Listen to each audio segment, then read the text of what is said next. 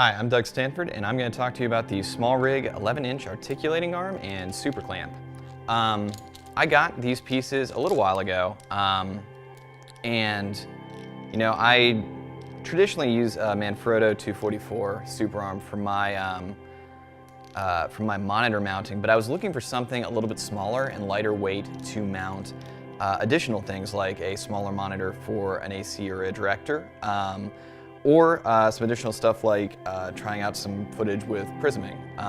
So I picked this up, and at like a fifth the cost of a Manfrotto, I was skeptical that it would be able to hold any weight. But at 20 bucks, it seemed like something that was worth trying out, and I'm glad I did, because for what I wanted it for, it is amazing. It is interesting in that it has a rosette lock in the center here of the arm joint. So when you lock this down, it is teeth that are grabbing it in place, and this joint is just not going to move no matter what you do. And you would think that the ball ends would be more susceptible to movement, but they really aren't. I have not had much of an issue with any sort of slippage at the ball friction joint here. And with the super clamp that I mounted on the end here, the super clamp has 1/4 inch and 3/8 threaded receptacles on it, and so it mounts into this really easily. And the super clamp is great. I've used it on everything from like a Ronin to clamp to the handlebar in a Ronin to mount a monitor from, to using it as a prism holder that I can mount this to like a rail block on my mat box arms, and clamp it in, and this sits right in front of the lens. I can do some crazy stuff with that. I'll throw in some footage of what that looks like over top of this, because that's much more interesting than watching me talk. But from what I'm using it for, it's great. I don't know if I would trust it like to keep a Shogun, which is my primary monitor, keep that steady while I'm shooting, but it isn't because of any of the friction parts, it's because of the way it threads into whatever you're mounting it to, which is using just kind of like hand tightening these things down. These are discs that are just screwed onto the threading at the end.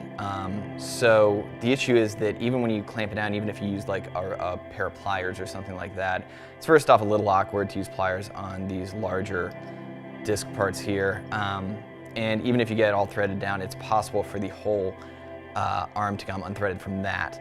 So that's maybe my one complaint about it. What I really like about the Manfrotto is it has a bolt on the end that you can use a crescent wrench to tighten into your gear, and it will not slip once you have done that.